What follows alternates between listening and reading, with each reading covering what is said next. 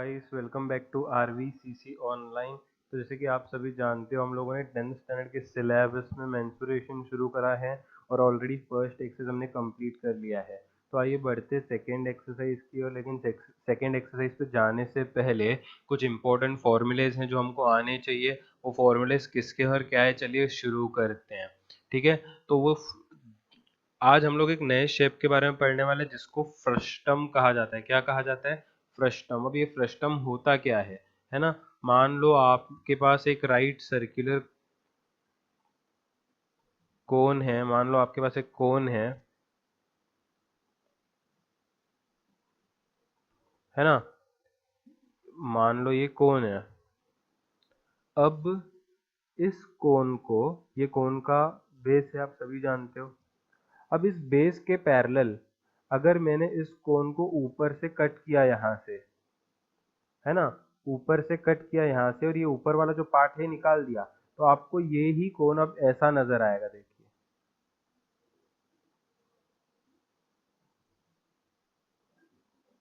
तो बेस के पहले जो ऊपर वाला ये पार्ट था ना, यहाँ पे ऊपर ऐसा कोनिकल पार्ट था, उसको मैंने सेपरेट कर दिया है बेसिकली।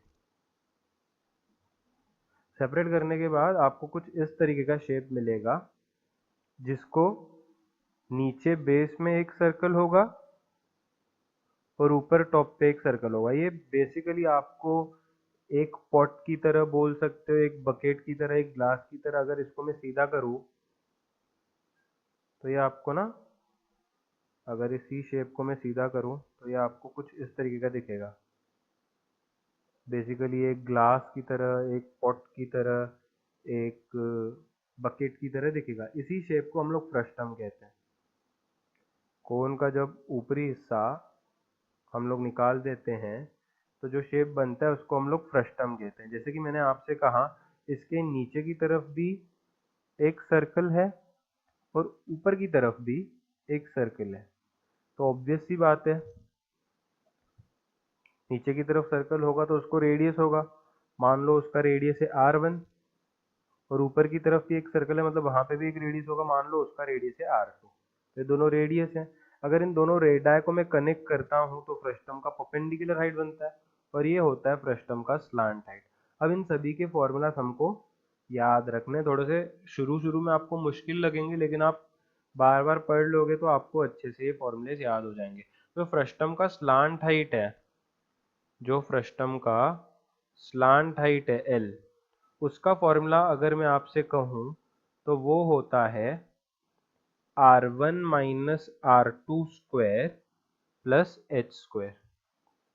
क्या होता है? R1 minus R2 square plus H square. ये हो गया स्लांट हाइट।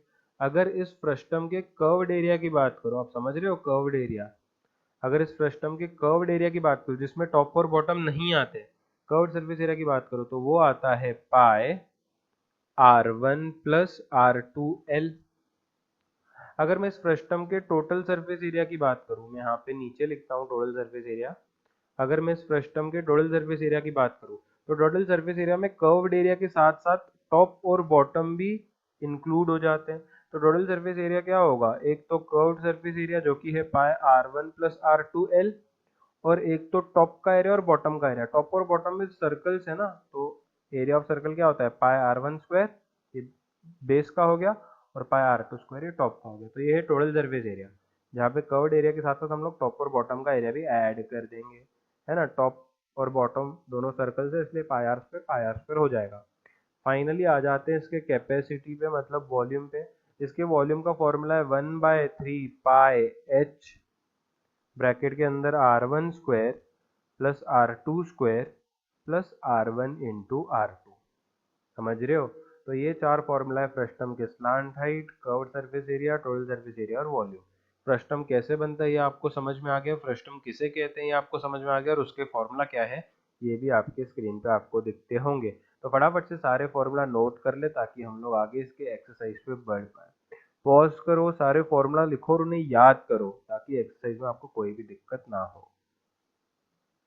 तो शुरू करते हैं एक्सरसाइज को। सेकंड एक्सरसाइज का जो फर्स्ट क्वेश्चन है वो कहता है the radius of two circular ends of frustum of bucket are 14 centimetre and 7 centimetre. तो जैसे कि मैंने बोला था आपको दो रेडियस मिलेंगे फ्रस्टम में, हमने देखा था ऊपर भी एक सर्कल होता है और नीचे की तरफ भी एक सर्कल होता है, तो दोनों को एक एक रेडियस होगा, राइट। तो गिवन में मैं क्या लिखता हूँ, फॉर फ्रस्टम, एक्चुअली गिवन वगैरह आप हर सम का लिखते चले, फॉर फ्रस्टम बड़े रेडियस को मैं R1 बोलता हूँ और छोटे रेडियस को मैं R2 बोलता हूँ। Height of bucket is 30, bucket का जो हाइट है वो है 30। How many litres of water it can hold, to find to find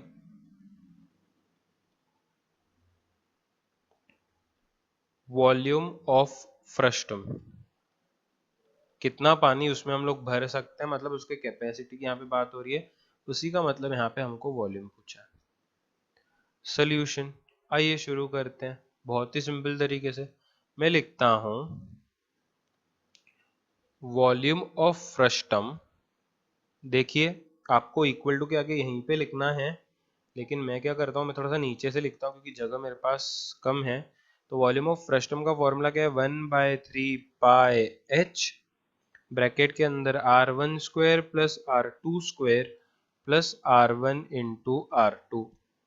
तो ये क्या हो जाएगा, 1/3 पाई का फॉर्मूला 22/7, सॉरी पाई का वैल्यू 22/7, h की जगह पे हम लोग रखते हैं हाइट का वैल्यू जो कि है 30, ब्रैकेट के अंदर आएगा R1², R1² मतलब आप समझ सकते हो 14 का स्क्वायर, R1² मतलब आप समझ सकते हो 14 का स्क्वायर, R2² मतलब 7 का स्क्वायर प्लस R1 R2 मतलब 14 इंटू 7, 3 वन ज़ा 3 टेन ज़ा कैंसिल हो जाएगा।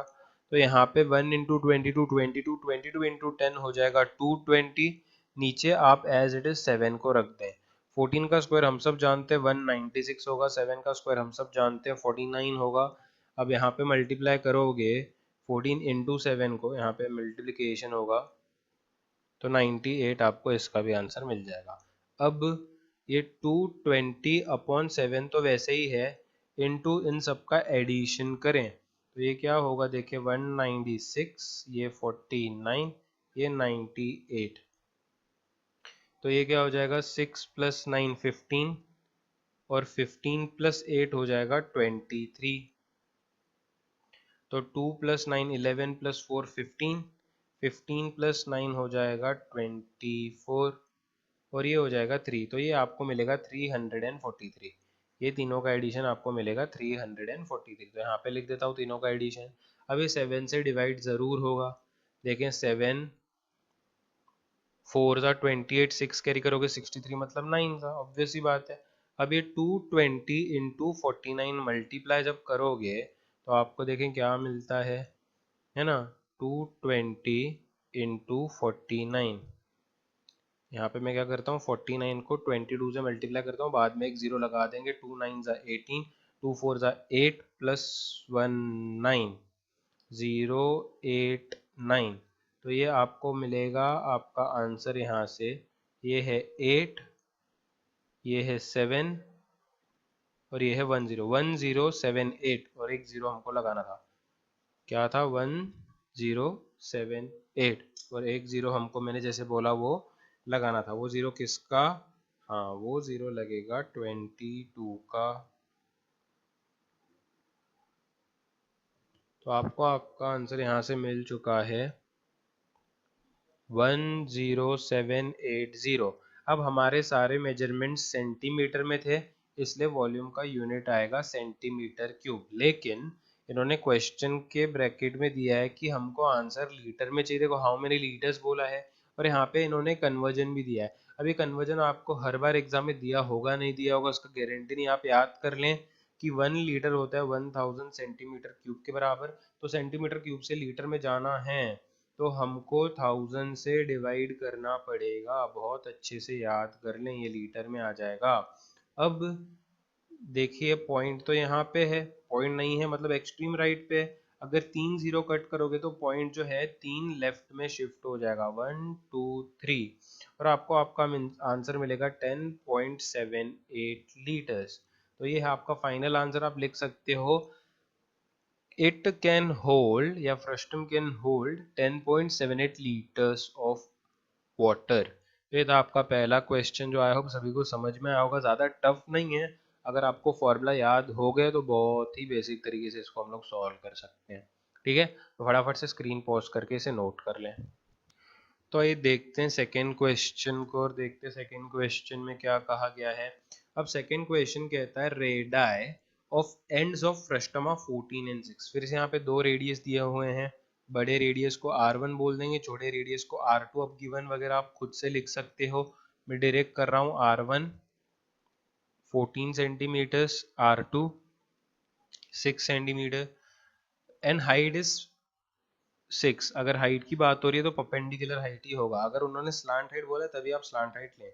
Find its curved surface area, to find में लिखना curved surface area, total surface area and volume where pi is 3.14। ये पाई है, हाँ आप समझ लो, पाई का वैल्यू हमको 3.14 दे दिया है। तो बहुत ही सिंपल तरीके से इसको कर लेंगे। हालांकि मुझे यहाँ पे स्लांट हाइट ढूंढना पड़ेगा, क्यों? क्योंकि मुझे कर्व्ड सरफेस एरिया पूछा है ना। कर्व्ड सरफेस एरिया का फॉर्मूला क्या है? पाई R1 प्लस R2L। तो वहाँ पे स्लांट हाइट लगता है। तो मैं सम का शुरुआत करूंगा स्लांट हाइट से। मैं लिखता हूँ वी नो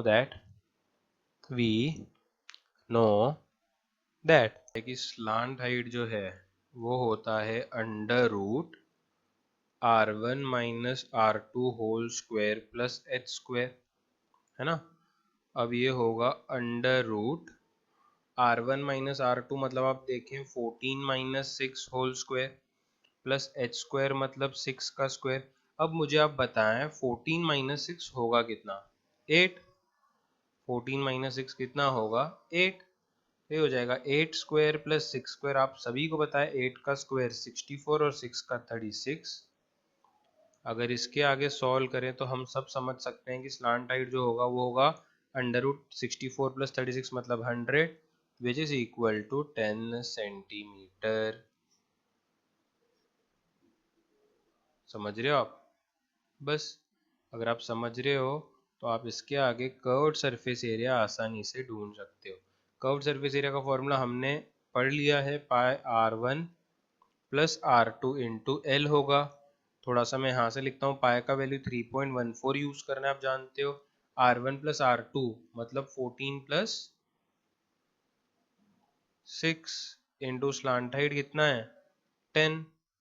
तो ये आपके लिए क्या होगा? 3.14 इंटू 14 प्लस 6 होगा 20 इंटू 10। अब मेरी बात गौर से सुने, अगर मल्टीप्लिकेशन में ये दो जीरोस हम हटा दें तो पॉइंट जो है वो राइट साइड हटेगा। आपको पता है 10 से मल्टीप्लाई करने पे पॉइंट राइट साइड हटता है। तो ऐसे ना दो जीरोस हैं, अगर दो जीरोस है तो पॉइंट दो राइट हटेगा, तो ये हमारे लिए 314 हो जाएगा और इन दोनों का 0 0 जो है वो हट ही जाएगा। तो बस इनको मल्टीप्लाई करो, 314 इंटू 2 करोगे तो 628 आपको आपका आंसर मिलेगा, क्योंकि ये एरिया है इसलिए सेंटीमीटर स्क्वायर। तो ये था आपका कर्व्ड सरफेस एरिया। ठीक इसी तरीके से अगले स्लाइड पे हम लोग ढूंढेंगे टोटल सरफेस एरिया, है ना। आइए देखते हैं टोटल सरफेस एरिया कैसे ढूंढी जाएगी। Total surface area of frustum आप इक्वल टू यहीं पे देके आगे करें, मैं नीचे करता हूँ। फॉर्मूला है पाई R1 plus R2L plus pi R1 square plus pi R2 square. अब देखो मैं कैसे करने वाला हूँ। पाई के जगह पे तो 3.14, R1 प्लस R2 मतलब 14 प्लस 6, है ना। स्लांट हाइट मतलब 10 प्लस यहाँ पे पाई की जगह पे 3.14, R1 की जगह पे 14, R1 स्क्वायर है इसलिए उसका स्क्वायर, पाई की जगह पे 3.14, R2 है इसलिए 6 का स्क्वायर। तो ये 3.14 एज इट इज 14 प्लस 6 20 हो जाएगा, राइट। इंटू 10 तो है ही, प्लस 3.14 एज इट इज 14 का स्क्वायर 196 प्लस 3.14 इंटू 6 का स्क्वायर 36। बस अब यहाँ से आप कैलकुलेट कर सकते हो। 3.14 को 20 और 10 से तो पीछे ही मल्टीप्लाई किया था कर्व्ड सरफेस एरिया के समय, जहाँ पे हमको 628 आंसर आ गया था। अब ये 196 इंटू 3.14 आप करें, आपको आपका मल्टीप्लिकेशन ज़रूर मिल जाएगा। एक्चुअली ये छोटी मोटी चीज़ें आप अपने हिसाब से कर लेनी। चाहिए। ओके, 4 6 ज़ा 24, 4 9 ज़ा 36, 37, 38, 4 1 ज़ा 4, 5 6 7 0, 1 6 ज़ा 6, 1 9 ज़ा 9, 1 1 ज़ा 1 0 0, 3 6 ज़ा 18, 3 9 ज़ा 27, 28, 3 1 ज़ा 3 5। तो आपको आपका आंसर 4, 8 + 6 14, 8 + 8 16 + 9 25, 8 10 ये 11 और ये 6।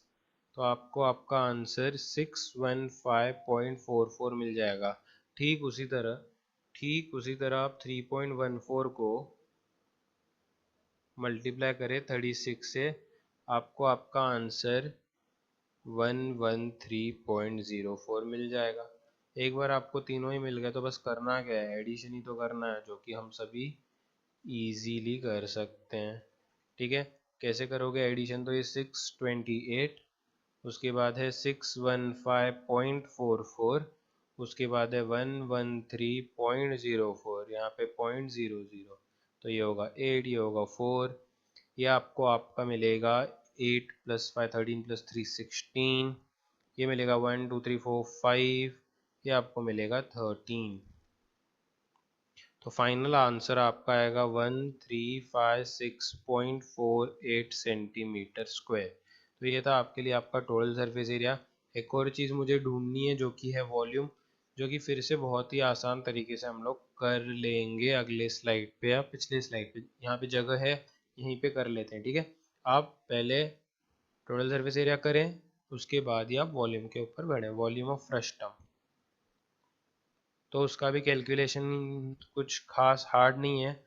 1/3 पाई एच, आप जानते हो r1² + r2² + r1 × r2 होता है। अब मैं ना थोड़ा सा डायरेक्ट कर रहा हूँ। 1/3 पाई का वैल्यू कितना है? 3.14। h कितना है? 6 है।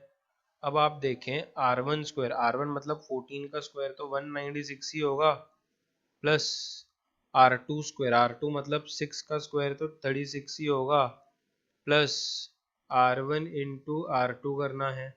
क्या करना है? r1 × r2 मतलब 14 × 6 करना है, जो कि हम सब जानते हैं 84 आता है, जो कि हम सब जानते हैं 84 आता है। अब ये 3 1 ज़ा 3 2 ज़ा कैंसिल हो जाएगा, 3.14 × 2 करोगे तो 6.28 आ जाएगा, इनटू अब आप करें इन सब का एडिशन।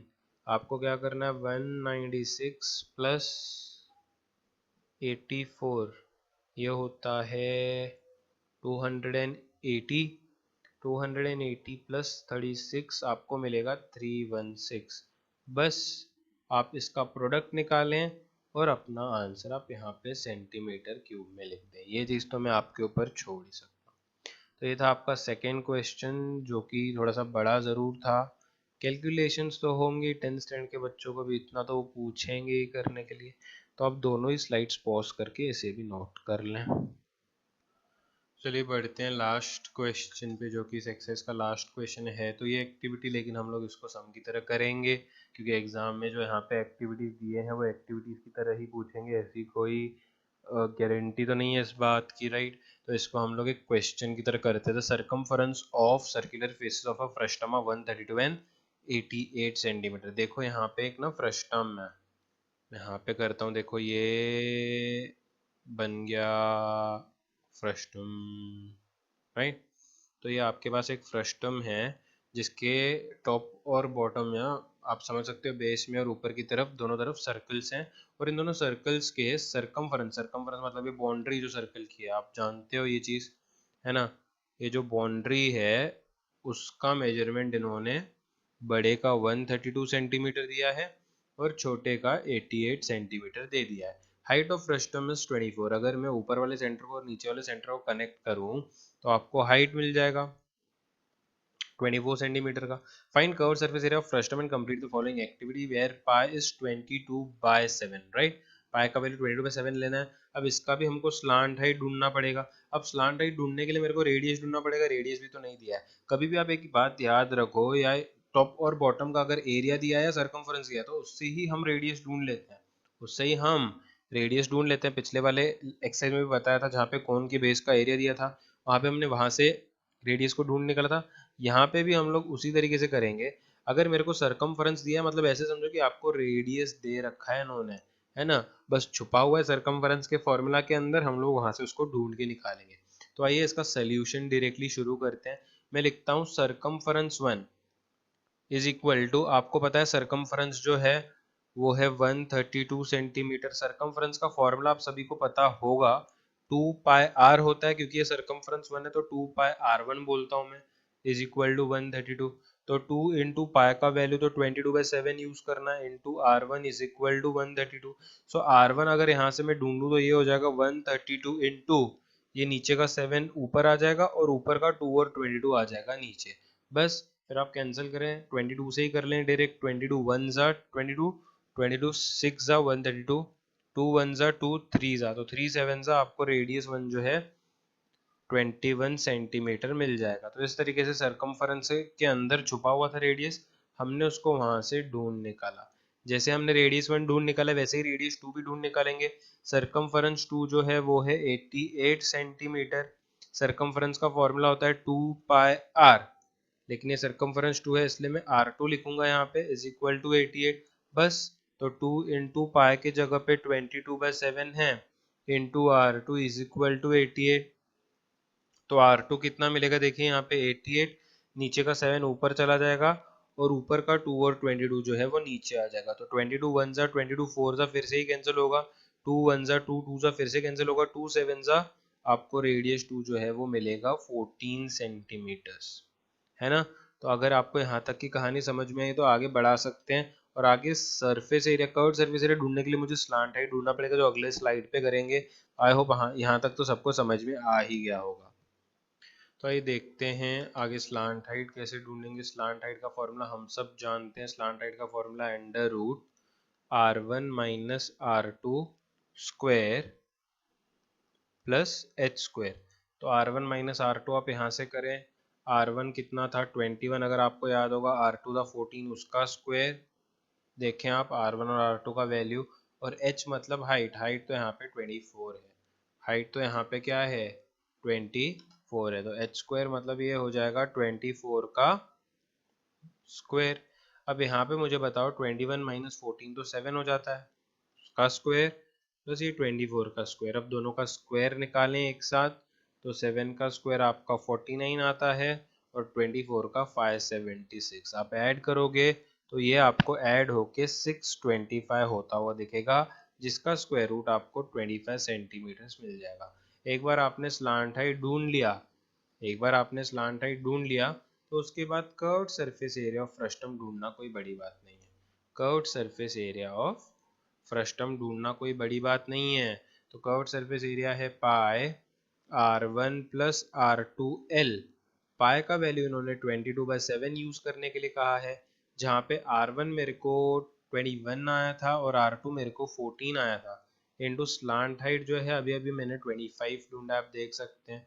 तो ये 22/7 एज इट इज, इसको ऐड करोगे तो आपको ये 35 मिल जाएगा इंटू 25। 7 5 सा 35, 22 इंटू 5 करोगे तो 110 ही तो मिलेगा इंटू 25। बस अब मल्टीप्लाई करें, ये जीरो एज इट इज, 25 1 ज़ा 25, 25 1 ज़ा 25, 26 27, तो 2750 सेंटीमीटर स्क्वायर आपका यहाँ से कर्व सरफेस एरिया आ जाएगा। और ये क्वेश्चन यहीं पे खत्म हो जाएगा, है ना। तो ये पूरा एक्सरसाइज यहाँ पे हमने कंप्लीट कर लिया है। फ्रस्टम के ऊपर बेस्ड एक सिंपल सा एक्सरसाइज था जिसके अंदर 3 क्वेश्चंस थे। बहुत इंपॉर्टेंट है ये एक्सरसाइज, फटाफट से स्क्रीन पॉज करके इसे ढंग से नोट कर लें।